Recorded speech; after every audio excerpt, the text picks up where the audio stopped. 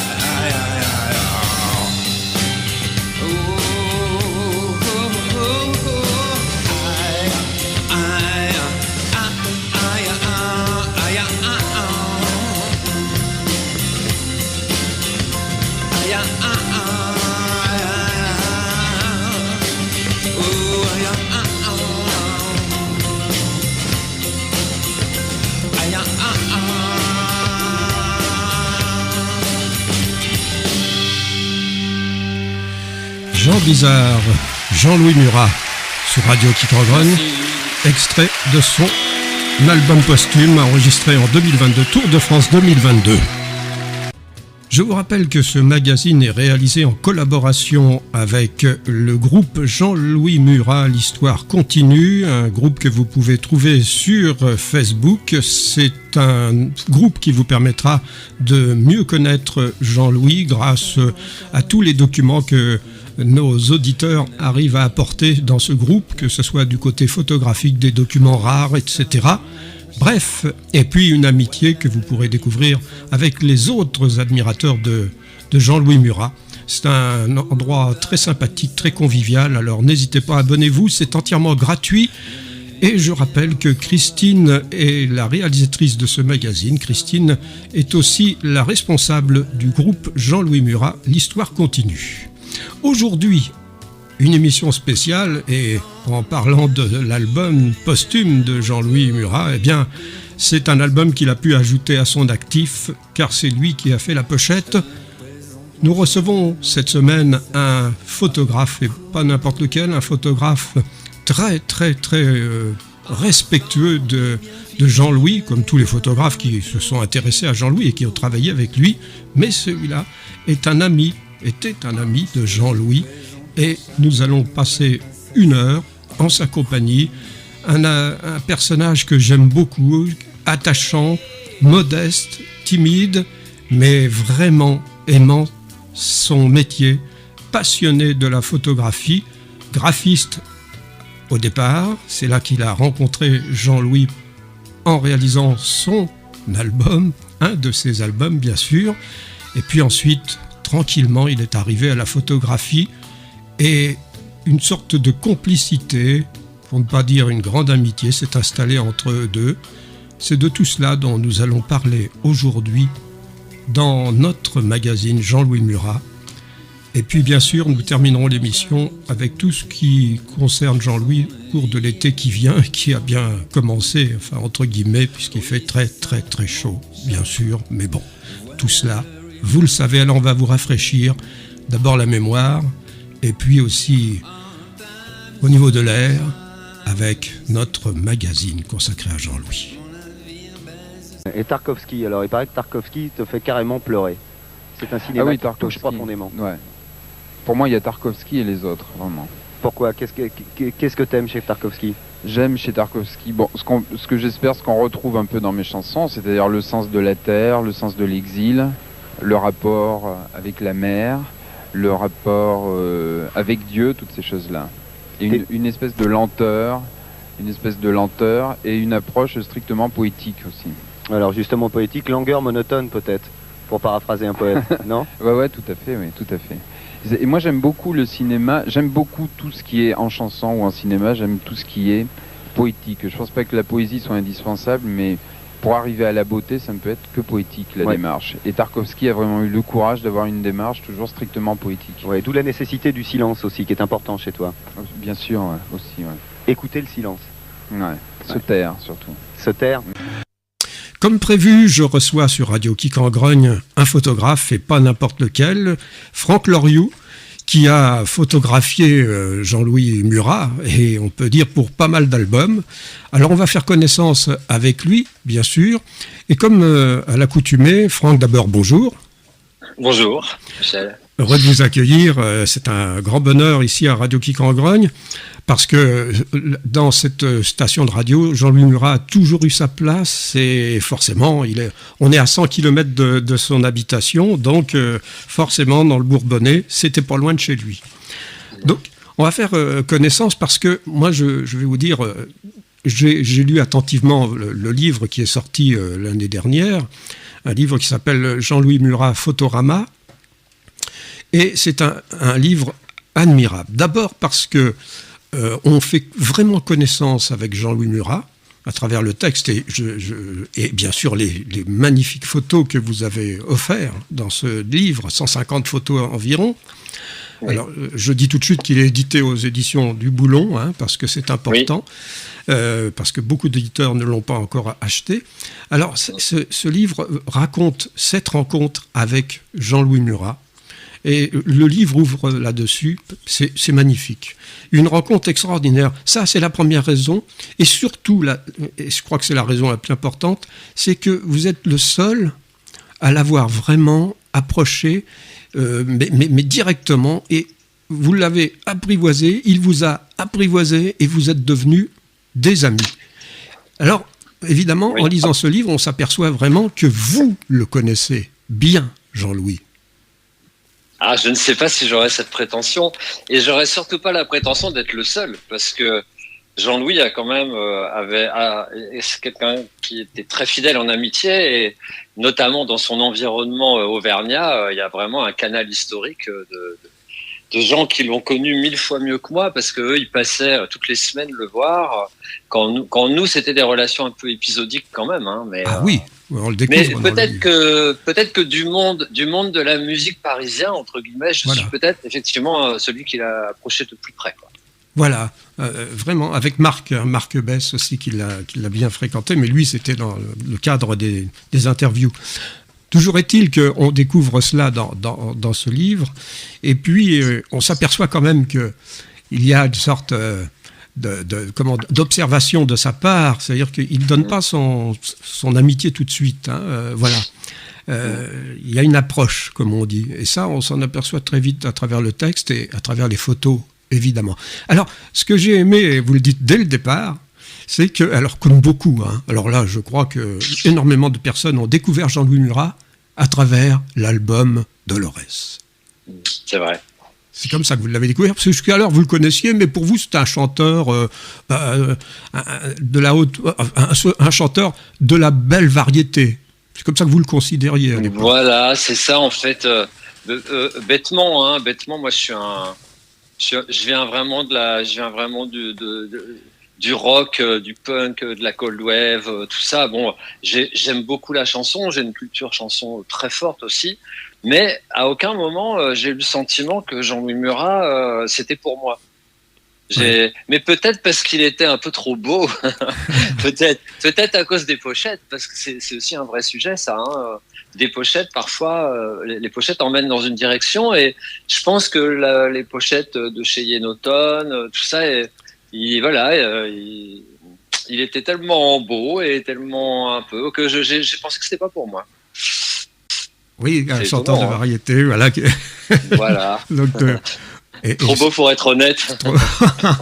C'était un premier jugement. Et puis vous êtes tombé sur cet album Dolores, comme beaucoup, énormément me disent. Oui. C'est comme ça que je l'ai découvert, parce que il était étrange comme album, rien à voir avec les précédents, bien sûr. Et c'est ça qui vous a attiré.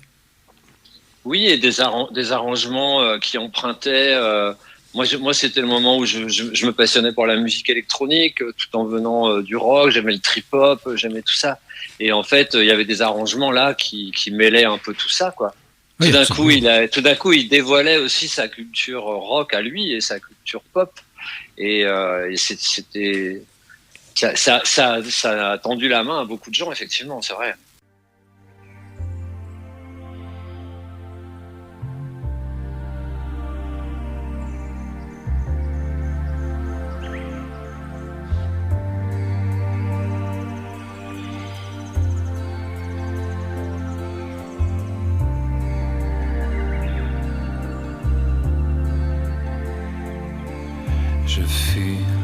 Je me doute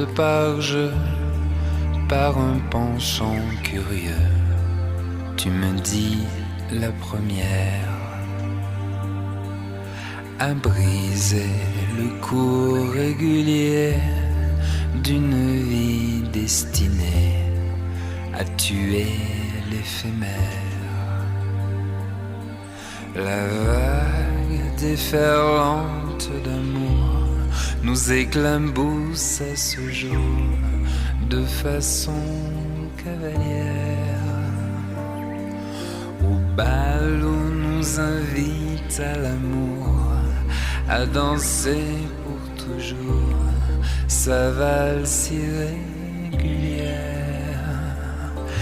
Et depuis, paré de cet amour, j'ai dansé tour à tour tous les chants de la terre. Surprise en décembre, en juillet, partout où nous menaient des joies similaires.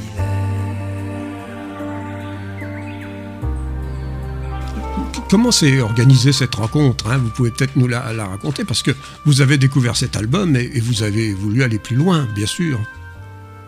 Alors, c'est pas malheureusement, ça n'est pas aussi direct que ça, dans le sens où moi je n'étais qu'un auditeur quand j'ai découvert Dolores, mais je commençais à travailler au sein de la maison de disques Virgin, qui était la maison de disques de Jean-Louis. Donc à ce titre-là, j'étais plus qu'un auditeur lambda puisque je travaillais au sein de la maison de disques et j'ai commencé à faire des pochettes à ce moment-là. Donc j'ai fait une première pochette. La maison de disques m'a confié une première pochette qui était donc Virgin, qui était Yann Tiersen, Le Phare. Ouais. C'était Labels, très exactement. Labels, dirigé par Alain Artaud, Alain Artaud qui accompagnera Jean-Louis quand même sur la majeure partie de sa carrière, j'ai envie de dire, hein, et qui a aussi une place très très importante dans son histoire. Et donc voilà, Alain Artaud me confie Yann Tiersen, puis Virgin me confie Manu Chao, Clandestino, et qui sont mes deux premières pochettes. Et on décide, Labels décide de me confier l'album de Jean-Louis qui sera Mustango. Et donc on m'envoie, c'est pas moi qui ai demandé, hein, j'aurais jamais osé approcher le dangereux Jean-Louis Murat de mon propre chef, mais on m'a envoyé là-bas à sa rencontre pour travailler sur la pochette de Mustango. Mais à l'époque, vous n'étiez pas encore tout à fait photographe, si vous étiez dans le graphisme. Je n'étais pas du tout photographe, j'étais graphiste, j'étais jeune graphiste, et je suis devenu photographe 10 ans après. C'est ça. Ouais. C'est ça. Mais malgré tout, donc vous vous intéressiez déjà à la photographie parce que il vous a montré tout un tas de photos. On va pas trop dévoiler tout ce qui se passe dans le livre parce que tout cela vous allez le découvrir, chers auditeurs. Mais bon, quand même, lui, il était amoureux de la photo et c'est ça fait partie de cette première rencontre. D'ailleurs, il vous a montré ses photographies. Il aimait les autophotographiques. Hein, c'est autoportrait, oui. Voilà, je cherchais le nom. Donc, oui. Il a voulu absolument vous montrer ça. Mais c'est en cela aussi que je dis que vous avez eu une sacrée approche par rapport à certains, parce qu'il vous a montré des photos qu'il n'a montrées à personne. Oui, oui, je pense, parce qu'il m'en a montré en plus énormément. Je pense qu'il m'en a montré une centaine ce jour-là. C'est ça. Et donc, c'était vraiment le moment où il débutait ses autoportraits. Et Jean-Louis Murat, comme beaucoup d'artistes, était quand même un grand obsessionnel. Donc quand il découvrait quelque chose, il produisait beaucoup. Enfin, peut-être que lui, plus que la majeure partie des artistes d'ailleurs. Et voilà. Et donc ce jour-là, moi j'étais un jeune graphiste un petit peu. J'étais très timide à ce moment-là et j'étais très impressionné par Jean-Louis Murat. Et lui me montrait toutes ces images. Ce qui m'intéressait beaucoup, évidemment. C'était un grand privilège. C'est ça qui vous a donné l'envie de vous lancer dans la photographie? C'est ce jour-là ou c'était déjà? Pas uniquement. Moi, mon métier, c'était quand même de faire des pochettes de disques. Oui. Donc de travailler de la photographie. En tant que graphiste, je travaillais les photographies des autres. Oui. Mais j'intervenais sur les photographies. Enfin, la photographie fait partie du métier de graphiste. Même si on n'en est pas forcément l'auteur, on travaille avec. Et donc voilà, donc moi c'était ma culture, c'était mon langage, tout ce dont on parlait, hein, et c'était aussi pour ça, je pense qu'il avait envie de me les montrer, c'est parce que moi j'allais être un peu le passeur peut-être pour ces images de son monde à lui jusqu'au public, quoi. Qu'est-ce que vous observez? Parce que arrivé quand même chez Jean-Louis, qui vous a montré une centaine de photos, arrivé chez Jean-Louis, connaissant le personnage, qui était quand même assez particulier, un personnage qu'il fallait adopter, hein, il fallait l'adopter. Qu'est-ce que vous avez observé chez lui? Qu'est-ce qui vous a attiré au point d'avoir envie quand même de faire des photos de lui plus tard? Non, moi ce qui m'a plu chez lui, c'est comme moi, Jean-Louis Murat, c'est un autodidacte un peu farouche. Dans farouche, il y a à la fois, il peut être parfois un peu, un peu vindicatif, un peu querelleur. Parfois, il peut être un peu apeuré. Tout ça se mélange un peu. En tout cas, il a peur qu'on se serve de lui. Je pense, il a peur qu'on détourne le propos de son œuvre. Il a peur de tout ça. Voilà. Bon, en tout cas, on avait des sensibilités communes. Et donc je pense une forme de timidité commune aussi, hein. Moi je viens de Bretagne, j'ai grandi dans un petit village, je suis autodidacte, j'ai arrêté l'école à 17 ans, je me retrouve dans le monde de la musique à Paris, je ne m'y sens pas particulièrement à mon aise. Ouais. Et lui, il se sentait pas particulièrement à son aise avec non plus ce monde-là. Et je pense qu'il a senti ça, cette forme de fragilité et de vérité chez moi, et aussi probablement une forme de force aussi qui lui plaisait, quoi.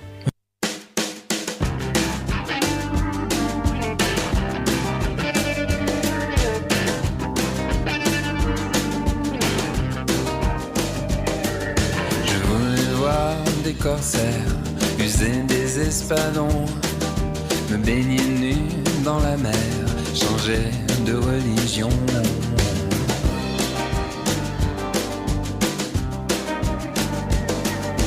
Enfin sauter du manège, chavirer dans la nuit, voir si je serais le même sur la mer en furie.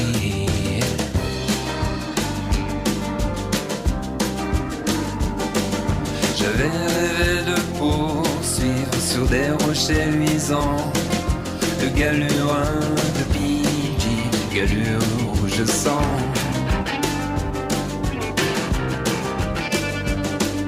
Pour filer dans ses étoffes, elle le hâtait le pas, elle embrasa comme fastoche toute Noé de lilas.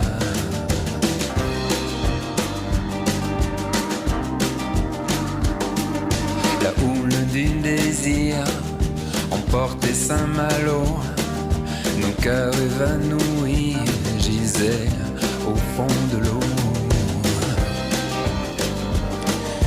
Première collaboration, 1999, l'album Mustango, Jean-Louis Murat.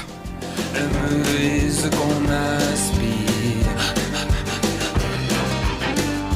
Et puis après, il y a eu une coupure. Avant qu'on en vienne à la photographie, il y a eu 8 ans de coupure.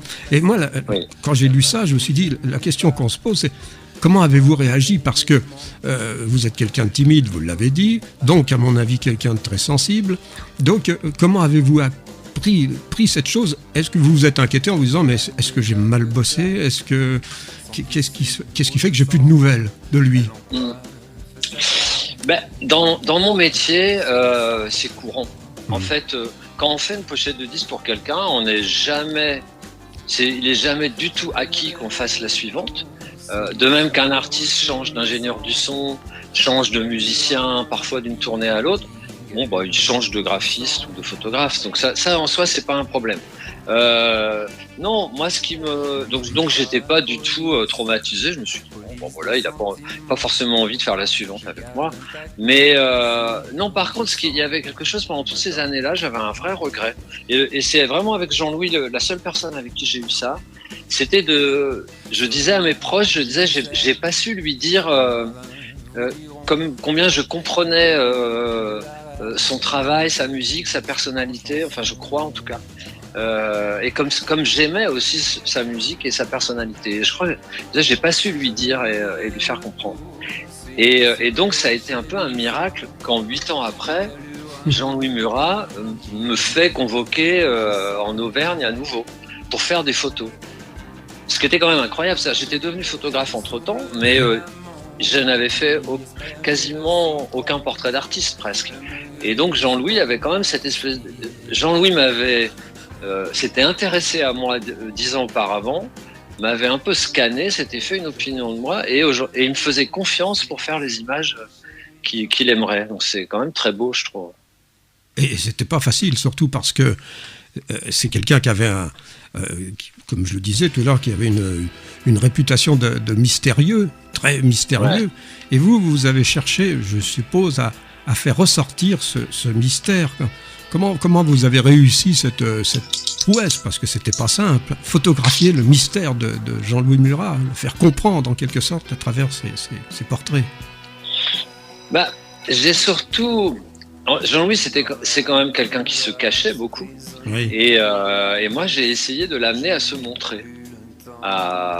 J'ai essayé de l'apprivoiser et qu'il accepte de se montrer et de se montrer beaucoup éventuellement, mais aussi de se montrer un peu dans son quotidien, dans une forme de simplicité dont je savais que c'était la sienne, parce que moi, j'allais toujours là-bas à Douarès, chez lui, on commençait par manger.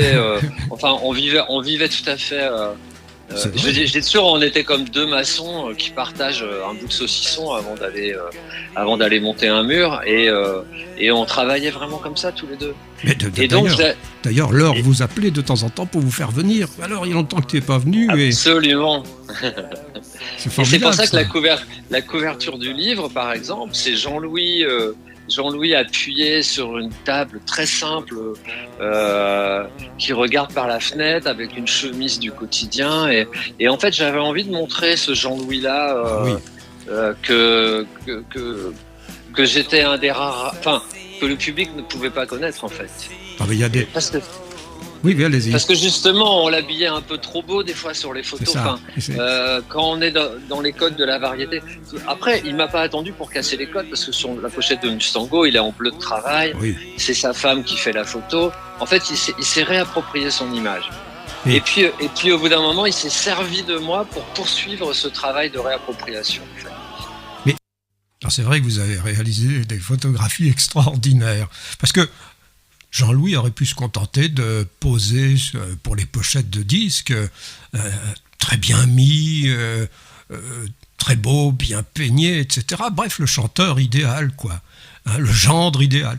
Mais pas du tout. Vous avez voulu... Enfin, souvent, c'est le hasard qui vous a permis de le photographier dans des poses tout à fait... quotidienne. Par exemple, il y en a une qui m'a fait vraiment hurler de rire parce qu'on l'imagine très très bien. C'est la fameuse photo où il est avec une espèce c'est une pelle qu'il a sur l'épaule, je crois, et puis il a... Je l'ai photographié sur son vélo. C'est ça, sur son vélo. Sur la pochette de toboggan. Et au départ, il allait avec son vélo de son jardin du bas à son jardin du haut. Et il avait une fourche avec lui. Une fourche, voilà, excusez-moi. Et je lui ai dit, bon, on va peut-être quand même pas faire la photo avec la fourche. Donc on a mis la fourche de côté. Avec le recul, ça aurait pu être drôle quand même de la garder. Oui. Mais par contre, ce qui était beau, c'est qu'on avait Jean-Louis tel qu'en lui-même, c'est-à-dire avec son vieux chapeau de paille tout défoncé, et son vélo qui n'était pas du tout un vélo chic, qui était un VTT Décathlon de base.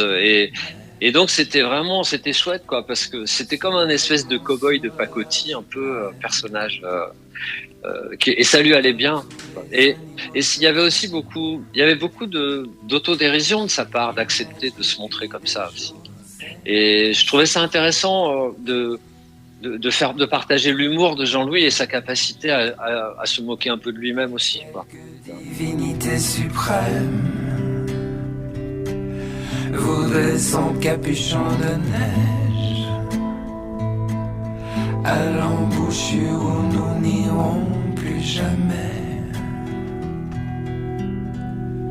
Rien n'aura jamais fait la peine que tu nous fais.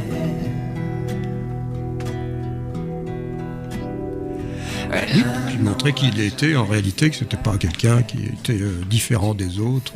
Il était, exactement. Voilà, face à... égal à son public. Voilà, public de toute personnalité, donc aussi bien pauvre que plus riche. Voilà, il aimait le peuple, quoi, en quelque sorte. Oui, absolument. Ah oui, absolument, c'est très très juste. Ouais. Voilà. Alors, des photos, il y en a 150 dans ce livre. Que recherchez-vous dans une photo, tout d'abord ? Qu'est-ce que vous voulez faire apparaître en premier dans une photo ? D'abord, je voudrais préciser, il y a 150 photos, et il y en a beaucoup qui sont très proches les unes des autres. Et j'ai vu parfois des gens qui étaient un peu déconcertés de ça, qui disaient, il est gentil avec son livre, mais il y a quand même beaucoup de photos qui se ressemblent. Et je pense qu'ils n'avaient pas compris que l'idée, pour moi, c'était de partager presque tout ce que j'avais comme image de Jean-Louis, avec tout le monde. Ouais. Et donc, si j'en avais 5 qui se ressemblaient, je mettais les 5, quoi. Et comme ça, c'était une manière de partager avec tous les gens qui l'aiment, et ils sont nombreux, et ils sont souvent venus vers moi avec des mots très touchants. Le chagrin, quand il est mort, était incroyable, quoi. Et donc, j'ai fait ce livre pour ça. Et c'est pour ça qu'il y a beaucoup de photos qui se ressemblent. Qu'est-ce que je cherche dans une photo ? Un livre de transmission, quoi, en quelque sorte. Oui, voilà, c'est un livre de partage. Oui, c'est ça. Un livre de mémoire, un livre de partage. Et c'est aussi un livre parce qu'un tirage photo, ça coûte cher. C'est comme ça, un tirage photo, c'est un tirage d'art, ça coûte cher à produire et c'est cher à vendre. Et donc ça excluait beaucoup de gens qui n'avaient pas les moyens. Et donc je me suis dit qu'en faisant un livre où je mettais presque toutes les images, eh bien voilà, il y avait un objet démocratique, accessible, à 38 €, je crois. Et puis ceux qui voulaient acheter des tirages pouvaient le faire, mais il y avait vraiment le choix, quoi. Donc, et non, dans la photo, d'abord, quand on fait une pochette de disque, on est au service d'un album, on est au service d'une œuvre. Chaque album a ses particularités et s'inscrit à un endroit dans la carrière de l'artiste. Donc c'est à chaque fois essayer de trouver l'image juste, sachant quel a été l'album d'avant, pour à la fois dire quelque chose de nouveau peut-être sur l'artiste, créer une émotion, dire peut-être quelque chose de vrai ou simplement de poétique, d'artistique. C'est un peu un tableau, une pochette, plus qu'une photo en fait. Oui. Souvent. Qu'est-ce que, si une question comme ça, si on devait définir Jean-Louis Murat à travers une photo, qu'est-ce que vous diriez ? Qu'est-ce qui vous a apporté comme ce genre de réponse ?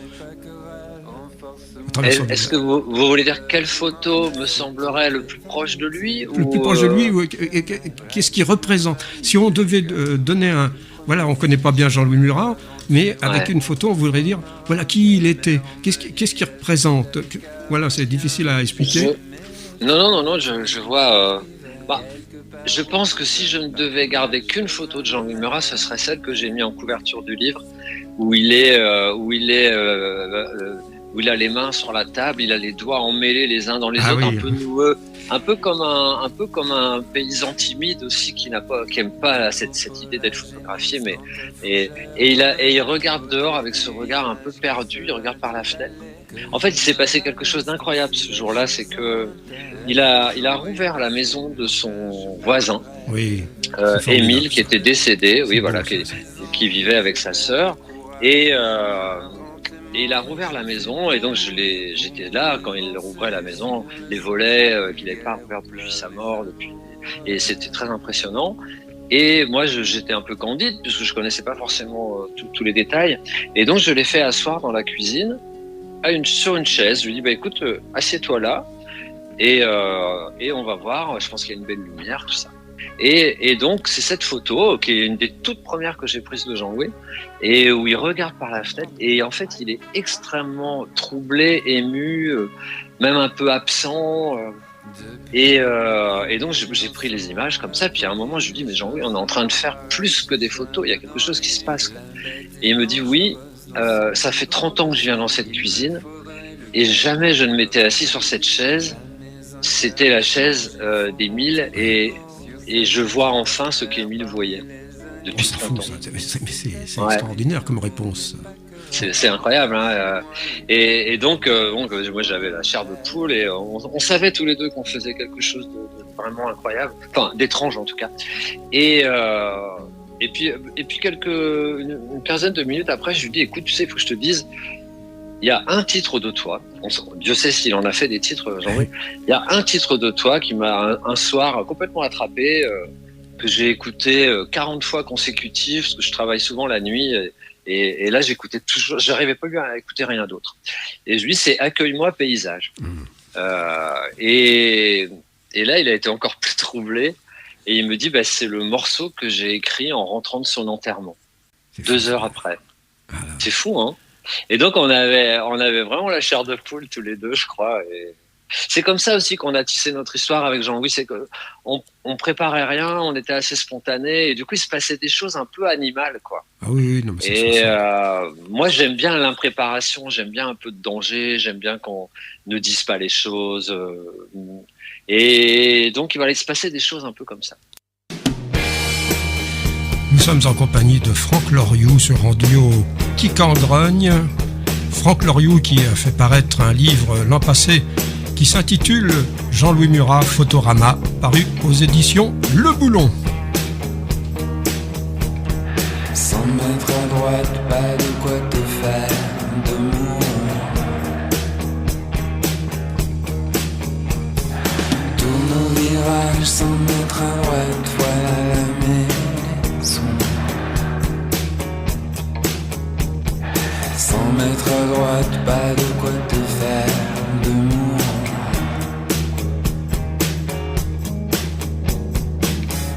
Dernière congère sur une dernière clôture qui gémit. Dernière lumière sur un dernier abat-jour. Dernier bruit. Dernière prière au grand Dieu de la santé. Dernier je t'aime, mon dernière volonté. Dernier nuage aperçu sur l'aiguille. Dernier feu. Dernière étoile s'enfuyant vers le forêt. Dernier vœu.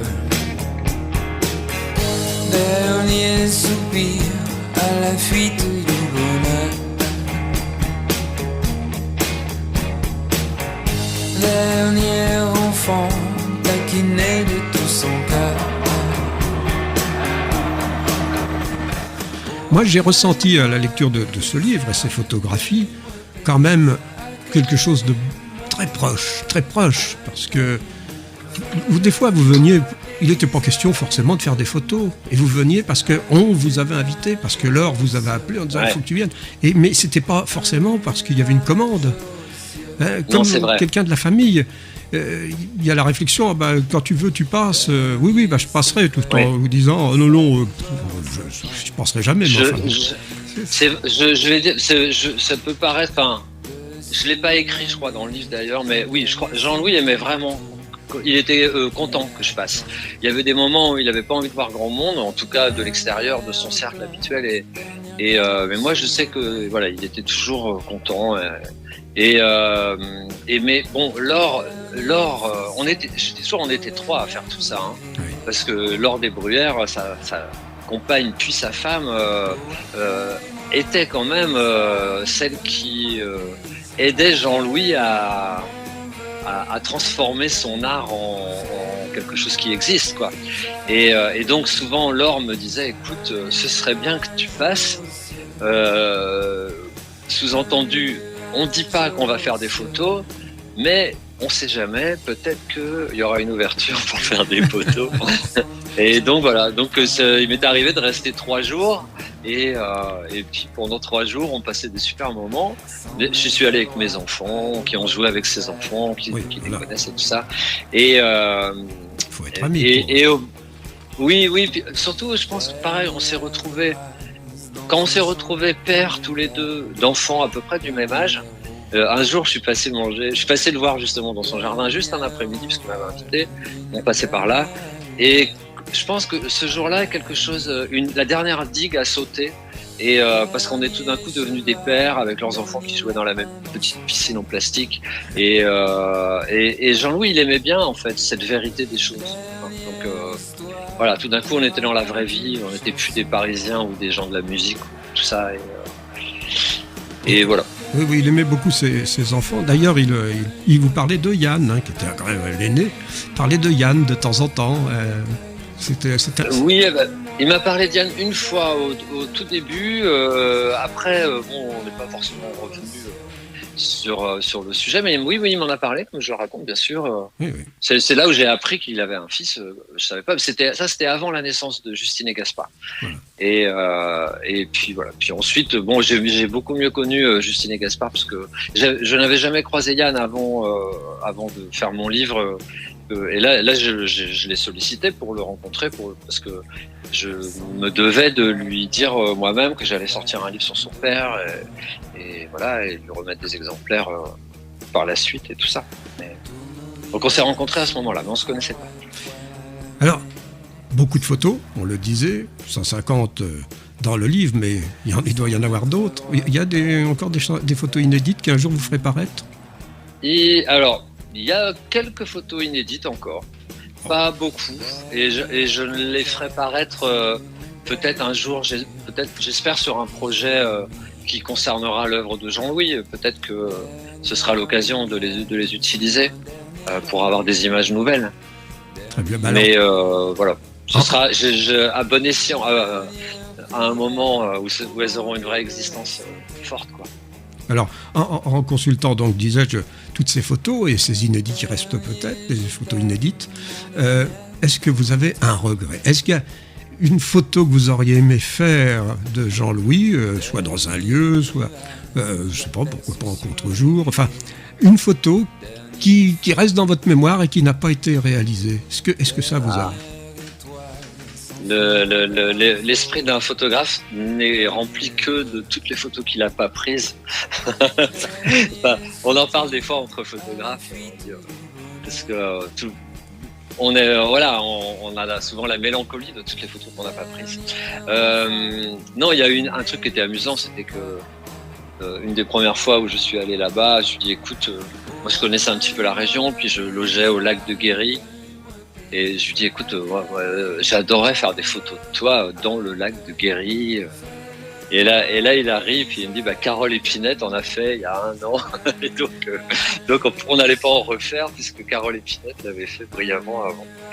Et donc voilà, donc j'ai le regret d'être arrivé après Carole Épinette pour faire cette image-là. Non, bien sûr il y a plein d'images qu'on aurait dû faire, mais moi je vis pas dans je ne vais pas beaucoup dans le passé. Pour moi, ce qui s'est passé, c'est ce qui devait se passer. Donc voilà, les choses sont comme ça. On aurait pu faire 1000 choses différentes, mais ce qu'on a fait, c'est ça. Alors Franck, on peut peut-être rappeler tous les albums dans lesquels vous avez officié, hein, des albums merveilleux. Il y en a beaucoup là que j'adore. On peut peut-être les rappeler pour que les gens qui n'ont pas encore la discographie complète de Jean-Louis puissent les acquérir et avoir de magnifiques clichés. Absolument. Après, je ne sais pas s'ils vont... En tout cas, oui, j'ai travaillé sur 10 albums de Jean-Louis. Sur une trentaine. 9 de son vivant et un, hélas, posthume, puisque j'ai fait la pochette aussi de l'album qui vient de sortir. Qui vient de sortir du live, donc, hein, le Tour de France 2022. Voilà, c'est ça. Ouais. Ouais. Là, donc vous voulez que je vous énumère allez-y. ce que j'ai fait? Alors attendez, parce que j'essaie de mémoire. Reprendre. Oui, voilà, de mémoire. C'est pas évident. Alors, donc j'ai fait la pochette de Mustango. Ouais. J'ai fait la pochette de Muragostang, le live qui a suivi. Comme je le raconte dans le livre, j'ai fait la pochette de Lilith, mais qu'il a finalement annulé à la fin. C'est-à-dire que j'ai fait tout le travail et puis en fait à la fin, Jean-Louis, quand on avait tout terminé, tout validé, j'avais fait tout ce qu'il voulait. Et voilà que au dernier rendez-vous, il me sort un autoportrait. Il nous sort au label et à moi. Et on a mis tout mon travail à la poubelle et il a refait la pochette avec son autoportrait. Et il vous a donné la raison? La raison, c'est qu'il avait... c'est pareil, ça fait partie... C'est comme ça dans le travail pour la musique. Il ne faut pas avoir d'ego mal placé. Tout d'un coup, il avait une idée meilleure que la précédente. Ouais. Et donc, on jetait tout le reste. J'ai pas été maltraité, j'ai été payé pour mon travail, tout ça, mais on n'a pas gardé mon travail. Donc, je n'ai pas fait Lilith. J'ai fait Toboggan. Sur son vélo, j'ai fait Morituri avec deux cygnes blancs sur un étang noir en hommage au massacre du Bataclan au même moment. Oui. Vous en parlez? Oui, j'en parle tout à fait. Je peux vous raconter d'ailleurs si vous voulez, mais j'ai fait Il Francese, qui est donc juste une silhouette qui sort, une silhouette très brouillonne avec un grain photographique très très fort. Où on le distingue à peine. J'ai fait Inamorato au milieu des vaches en tenue de général d'Empire. J'ai fait Baby Love où c'est une pochette typographique très, très un peu années 70, un peu funk presque. J'ai fait Buck John, la vraie vie de Buck John, avec des images qui avaient été prises par quelqu'un qui était avec lui en confinement et tout ça. Et voilà, et j'ai fait Tour de France 2022 ensuite. Mais sur Buck John, j'ai une anecdote assez drôle, c'est qu'en fait, à la base sur Buck John, c'était souvent rocambolesque, comme je le raconte dans le livre, parce que Jean-Louis avait souvent une première idée sur laquelle il me faisait travailler, parfois assez longtemps, et il est arrivé très très souvent cette idée disparaisse à un moment, qu'on se rende compte que c'était pas une bonne idée. Et donc Jean-Louis avait fait peindre le visage d'un blaireau par un ami qui était peintre naturaliste.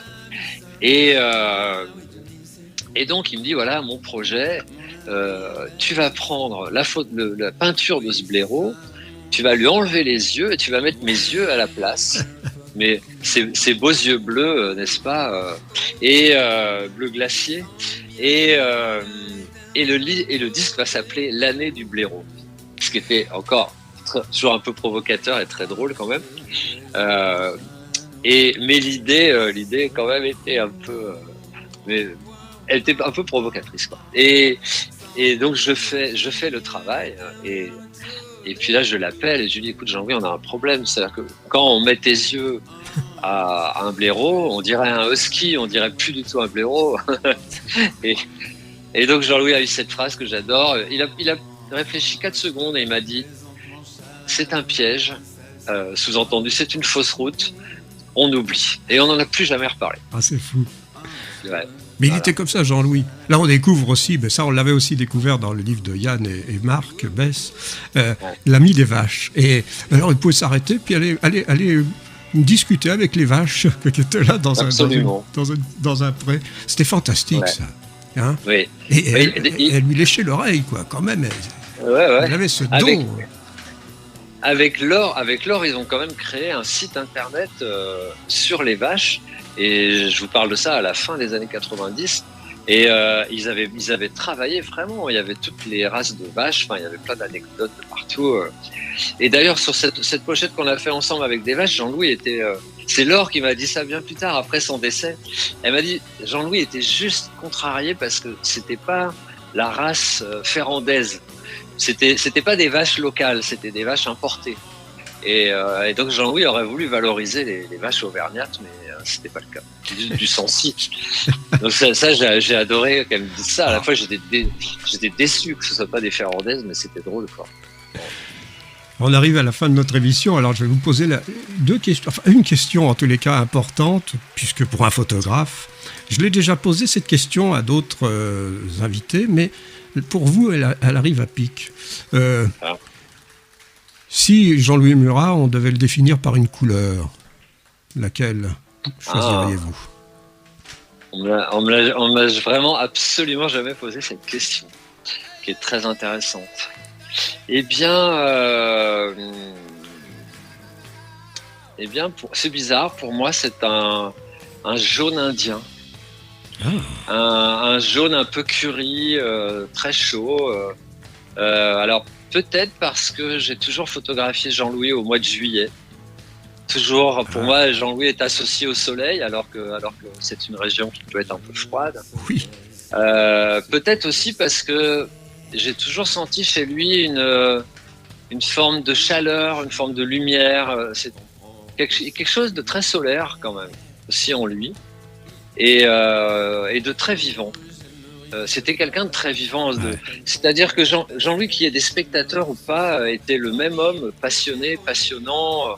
Moi, quand on dînait ou déjeunait tous les deux, il était aussi passionnant que s'il y avait eu un auditoire de 30 personnes. Hein. Il allait chercher des livres pour me donner lecture, il citait des références, on partait dans... Et donc, il y avait vraiment quelque chose... C'était quelqu'un de très, très vivant et passionné, vraiment. Ouais. Et un érudit aussi, un grand lecteur et un grand féru d'histoire, d'art, très curieux de toutes choses. Et il vous a donné d'ailleurs l'amour des livres, hein, vous donnant même l'adresse d'un libraire pour aller sur Paris. Tout à fait, pour des livres sur un royaume népalais que peu de gens connaissaient, le royaume du Mustang. Alors on a la couleur, cher Franck, on peut avoir aussi le mot, comme j'avais posé sur le groupe. Si on devait garder qu'un mot pour définir Jean-Louis, lequel serait-il ? Voilà, là vous êtes... Il y a une chanson que j'aime beaucoup, c'est Robinson. Ah oui. Et le refrain, c'est « Apprends à t'orienter de jour, apprends à t'orienter de nuit, Robinson ». Je sais pas. Alors le mot qui me vient, c'est Robinson. Alors peut-être parce que c'était un peu un Robinson Crusoe sur son île déserte, sur son île déserte. Jean-Louis, c'était un personnage de roman, mais de roman pour adolescents, quoi. C'est-à-dire tour à tour, cow-boy, général. Il est quand même allé chercher Buck John, qui était un héros de. C'est pas moi qui l'invente, je veux dire ça. Quand il demande à être photographié en général d'Empire, c'est un film de KPDP. Quand il appelle un album La vraie vie de Buck John, c'est un héros de western, c'est un trappeur. Donc oui, je le vois bien comme un Robinson Crusoe. Peut-être. C'est pas vraiment un mot, hein. C'est pas vraiment un mot, c'est un nom. Mais bon, c'est pas grave. Ça définit. C'est ce qui me vient. Oui, mais c'est une très bonne définition. Franck, je vais vous remercier parce qu'on a passé un moment formidable. Alors, je vous rappelle le titre du livre. Ça s'appelle Jean-Louis Murat, Photorama. Si vous allez en prendre plein les yeux, donc n'hésitez pas, c'est des magnifiques photos, un texte superbement bien écrit qui va vous faire pénétrer dans la maison de Jean-Louis, tout simplement, là où il habitait, seul, puis avec Laure, et puis vous allez vraiment... Vous allez aller chez lui, tout simplement, voir comment il vivait, grâce à ce bouquin, et alors, surtout avec de magnifiques photos. Il est paru donc chez l'édition Le Boulon, voilà. Le Boulon, absolument. Qui est un éditeur qui est de plus en plus connu. Hein. Et, oui, tout à fait. Et donc, n'hésitez pas, parce que si vous aimez la photographie, vous allez être servi. Si vous aimez les beaux textes qui accompagnent ces photographies, vous allez être servi aussi. C'est un bel objet d'art, donc il faut absolument... Si vous aimez, que vous le preniez dans votre bibliothèque, ce livre. Franck, je vais vous remercier. Merci beaucoup. C'est moi qui vous remercie. Et quand vous avez des choses à nous dire, n'hésitez pas. Nous, on est là pour cela à la radio. J'ai une dernière information quand même, c'est que allez-y. Il va y avoir une grande et belle exposition des images de ce livre au festival La Route du Rock cette année à Saint-Malo. C'est bien. Qui va durer pendant un mois. C'est une exposition qui est gratuite d'accès du 17 juillet au 17 août à peu près. Sur les remparts de Saint-Malo, on aura accès à cette exposition dans laquelle il y aura de la musique, des extraits de morceaux de Jean-Louis Murat, sélectionnés par Denis Clavezol. Et donc, ce qui me réjouit, c'est que tous les touristes qui vont passer pendant cet été à Saint-Malo pourront découvrir Jean-Louis Murat. Ça, c'est bien, c'est formidable. Et ça me plaît beaucoup comme idée. Une très bonne idée, parce qu'il faut le faire découvrir aux nouvelles générations, et puis à ceux qui sont passés à côté. Exactement. Voilà, c'est très important. Oui. Et donc, je vous remercie de m'avoir consacré du temps, parce que ça permet ça aussi également. Ouais. C'est en tous les cas un très très beau livre, je le recommande vraiment. Voilà, je me suis vraiment régalé. Franck, merci beaucoup. Merci et à très bientôt sur Radio Qui Cangrogne. À bientôt, avec plaisir. Un grand merci donc à Franck Loriou. Je rappelle le titre de son livre, Jean-Louis Murat, Photorama, paru aux éditions Le Boulon. Jean-Louis Murat, pour lui, était Robinson. Nous allons écouter le titre, Robinson, sur Radio Qui Cangrogne.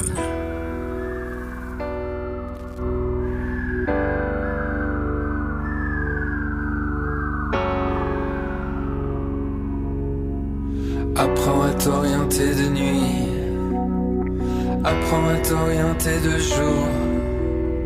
Trouve un gîte, refuge ou sentier, apprends à savoir t'orienter. Nu sous un nuage orageux qui te surprend chemin faisant. Dans ce printemps pluvieux et chaud, sur ton GR chemin faisant. Robinson, Robinson, Robinson,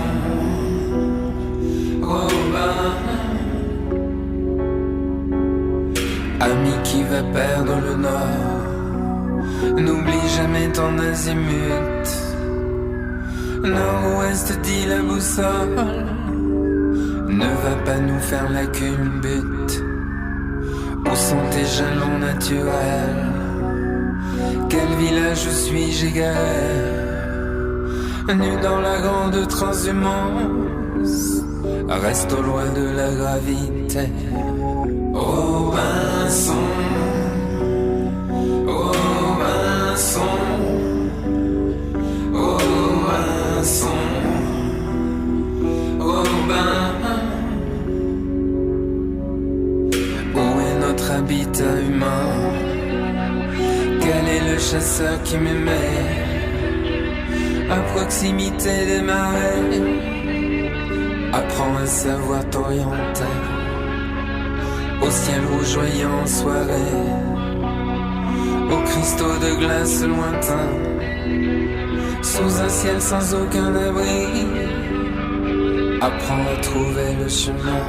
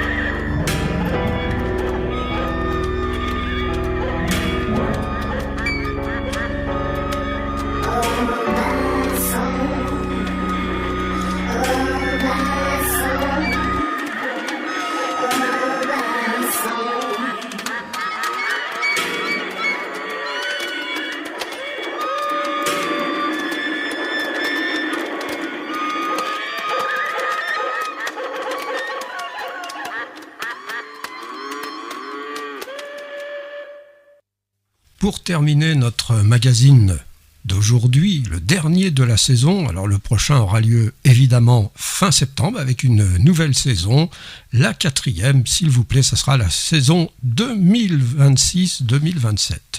Mais avant de terminer le numéro de juin, nous donnons la parole à notre réalisatrice, Christine, qui a quelques infos à nous donner. Eh bien, mon cher Michel, nous voici donc arrivés à la fin de la 3e saison de notre magazine consacré à Jean-Louis Murat. Avant de se quitter, j'aimerais tout d'abord te remercier pour notre précieuse collaboration. Merci de nous présenter chaque mois ce magazine Jean-Louis Murat. Merci à tous les participants qui ont répondu à notre invitation et qui, eux aussi, ont apporté une précieuse collaboration grâce à tous leurs témoignages. Merci aux auditeurs de Radio Kik en Grogne et plus particulièrement aux auditeurs fidèles à notre magazine. Avant de se dire au revoir, j'aimerais aussi rappeler 2 choses importantes. La première, la sortie du live de Jean-Louis, sortie le 22 mai, intitulé Tour de France 2022, toujours disponible bien sûr, et si vous ne l'avez pas encore, je vous invite vraiment à vous le procurer le plus rapidement possible. Autre événement très important qui aura lieu le 13 août à la Bourboule, un concert hommage à Jean-Louis. Vous retrouverez Antonin Lasseur et son groupe qui vous interpréteront des reprises de Jean-Louis, bien sûr. Ce concert est à l'initiative de l'Institut Jean-Louis Murat et de son fondateur, Yann Bergeau. Voilà, à tous, je vous souhaite un très bel été. Je vous remercie encore de tout cœur pour votre fidélité. Je vous retrouve en septembre à la rentrée avec une 4e saison du magazine Jean-Louis Murat. Je vous embrasse. Merci Cricri et rendez-vous au mois de septembre pour la rentrée, 4e saison. D'ici là, passe de très très bonnes vacances. On se quitte avec un extrait de cet album dont tu viens de parler, Tour de France 2022, Jean-Louis Murat. Bye bye, je vous aime, salut et je vous laisse en compagnie de Mathilde. À la semaine prochaine.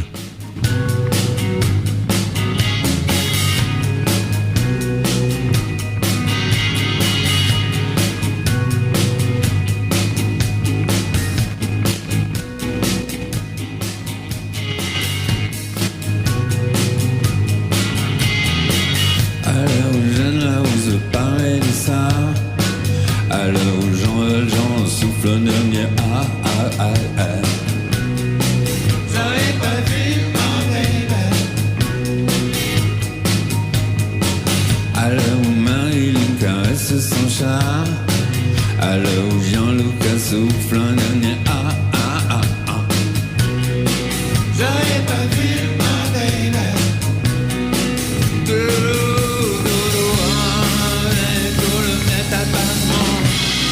Et Père Noël,